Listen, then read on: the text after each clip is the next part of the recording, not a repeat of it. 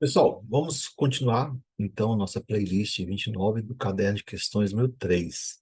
Nesse caderno de questões, agora eu vou falar sobre a questão 4. Essa questão 4, os dados originais também estão nesse link aqui, né? Vocês podem dar uma olhada. E essa questão 4, ela é bem interessante, né? É um exemplo bastante inusitado, que fala do seguinte, ó. Os autores do trabalho, eles estavam interessados em produzir uma urina sintética. Então, qual que é o apelo desse trabalho? E por que eles querem produzir uma urina sintética? Então, a produção dessa urina sintética visa identificar as melhores condições que favorecem o aumento da concentração da bactéria Enterococcus faecalis, né? Então, essa foi o intuito. E por que eles querem produzir uma urina sintética? Para poder fazer testes clínicos, né? Porque se você for pegar a urina de pessoas, né, a urina de seres humanos, tem uma variabilidade muito grande. Então, eles queriam produzir aí alguns litros de urina sintética para poder otimizar métodos, para poder testar amostras certificadas, para poder verificar a reprodutibilidade do equipamento, né? E eliminar aquela questão aleatória do ser humano, ou seja, fazer com que toda a variabilidade observada seja realmente da técnica que está sendo usada, da amostra certificada que está sendo usada, né? E a urina seria basicamente constante. Então, qual que é a proposta aqui? A proposta é verificar entre essas 11 variáveis quais que são mais importantes para o crescimento dessa bactéria.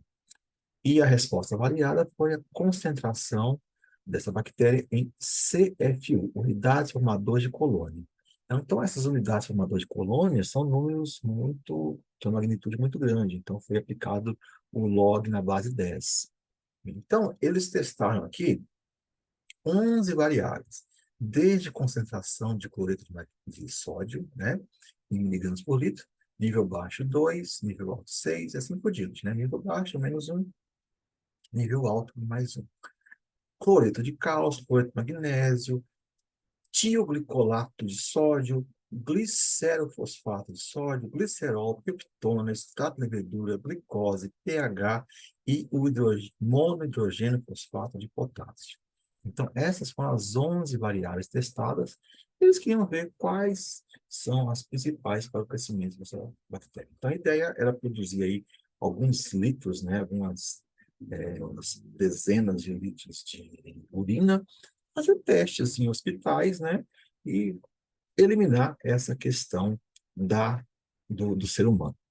Então, eu vou sair do PowerPoint, vamos entrar lá no nosso querido Excel. Eu vou vir aqui, questão 4, caderno 3. Então, a questão 4, olha, foram feitos 12 experimentos, né? Esse aqui é um planejamento fatorial do tipo Plaque-Burman. Então, qual que é a ideia aqui? A ideia é o Plaque-Burman, você sempre testa experimentos, né? Sempre produz experimentos com múltiplos de 4. Então, para eu avaliar 11 variáveis, eu preciso fazer pelo menos 12 experimentos. E esses experimentos têm algumas características importantes. O último aqui é tudo menos um, menos um, menos um, menos um. E esse Platibana é tabelado, né? Tem esse material, tá no meu canal, tá lá na playlist, por exemplo, de número 26, que é do caderno de questão número 2, e também está nas minhas aulas, que estão disponíveis para vocês no YouTube. Então, a ideia do Platibana é a seguinte, ó. Como é que eu monto isso? Eu vou pegar essa condição aqui, mais um, e vou jogar aqui. Essas que sobraram, eu retiro e coloco aqui embaixo. Esse aqui eu passo para cima, essas que sobraram, eu tiro e passo aqui para baixo. Então, eu vou montando esse planejamento, tá? O ideal também seria ter réplicas no ponto central, mas aqui eu estou vendendo, né, pelo mesmo preço que eu comprei. Como os autores não fizeram nenhuma réplica no ponto central para avaliar o erro, eu também não tenho como ficar inventando dados aqui, né? Mas o ideal seria fazer pelo menos 3 réplicas no ponto central para a gente ver os erros. E aqui está a resposta, né? Resposta avaliada em log de 10 do CFU, né? Colônias formadoras, unidades formadoras de colônia, né? Então, a ideia aqui é o seguinte, eu simplesmente vou pegar esses dados aqui, ó, vou passar para o bloco de notas, eu vou sempre reproduzir esse caminho, né? Que isso é muito importante. Aqui está com vírgula, então eu vou substituir a vírgula por ponto, substituir, vou salvar como teste. Salvei. E vou fechar. Eu vou minimizar esse Excel, eu vou fechar esse aqui que não me interessa, por enquanto. E agora eu vou abrir o nosso Octave. Vou abrir aqui o Octave. Eu sempre gosto de começar dele zerado, né? Série C. Aí eu vou aqui no nosso caderno 3. Eu vou dar um load aqui, teste. Eu vou dar um PKG load estatísticas logo uma vez. Eu já vou preparar a matriz X. A matriz X, ela é, eu tenho aqui 11, opa, meu, está certo, 11 variáveis, né? São aquelas 11 variáveis que eu coloquei, nessa ordem que está aqui, né? Nessa ordem que está aqui. Vou preparar aqui o Y está na 12ª coluna. Bem, não tem réplicas, efeito XY00, Enter. Então, veja que, basicamente, eu tenho uma variável aqui que ela é muito importante para a formação dessas colônias, né? É a variável número 10. A variável número 10 é o pH. É o pH, né? Essa é a variável mais importante. Ela representa aqui, basicamente, 74%, né, de, de toda a variabilidade dos dados, né, de toda a porcentagem dos efeitos, vamos dizer assim. Depois, no segundo pelotão, eu tenho aqui a variável 7. A variável 7 é a concentração de peptona. Depois eu tenho a variável 2, que é a concentração de cloreto de cálcio, né? Mas o mais importante aqui realmente é a variável 10, o pH. E tem um efeito positivo, ou seja, quando eu trabalho com pH no nível alto, eu consigo aqui da ordem de 3 unidades formadoras de colônia a mais do que quando eu trabalho em nível baixo, né?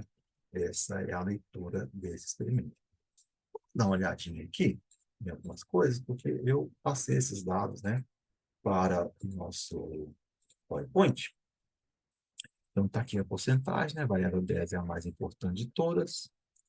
Está aqui, ó, um efeito de 3, depois a variável 7 com efeito aqui quase igual a 1, a variável 2 e a 9 também com efeitos da ordem -1, né? A 2 e a 9 são efeitos negativos, né? A 2 é coisa de cálcio, então precisa trabalhar com menos coisa de cálcio, e a 9 é glicose, trabalhar com menos glicose, né? E o resto, né? A variável 5 e a 6, por exemplo, inerte nessas duas faixas aqui que foram testadas, né? De 5 a 15 miligramas por mililitro para o glicerofosfato de sódio e 5 a 10 para o glicerol. Bem, mais algumas informações importantes sobre o Plaquetibano. Selecionar um planejamento fatorial Plaquetibano com um número mínimo de 4 ensaios, além do número de variáveis. Veja que os autores não fizeram isso. Então, o ideal seria, eles, como eles têm 11 variáveis, eles iriam ter feito pelo menos uns 16 experimentos, né? Para ter algumas variáveis fantasmas. Com essas variáveis fantasmas, elas são importantes para a gente poder ver se existe interação entre as variáveis. Se possível, fazer pelo menos 3 réplicas autênticas em ponto central. Os autores não fizeram isso, né, infelizmente. As variáveis dummy ou fantasmas com efeitos importantes pode ser um indício de efeitos de interação significativos, né? Então, como eu falei para vocês, eu peguei os dados do jeito que os autores publicaram, mas eles deveriam ter feito pelo menos uns 16 experimentos, né? Múltiplos de 4, 16 experimentos ou 20 experimentos, e terem feito aí pelo menos 3 variáveis fantasmas, se fizessem 16, ou pelo menos umas 9 variáveis fantasmas, se tivessem feito 20 experimentos, tá? Bem, então, é isso que eu gostaria de falar sobre a questão número 4. Espero que tenham gostado. Um abraço, curtam e divulguem, tá? Ah, eu estou esquecendo, né, de fazer, eu preciso salvar, né, Tony? Save, questão 4. Clear. Já salvei a questão 4, ok? Para carregar uma questão, load, que é 4. Eu tinha esquecido de apagar aquele teste. Clear, teste, apagou? Save, questão 4. Ok? Um abraço para todo mundo. Clear, exit. Vou parar essa gravação. Tchau, tchau.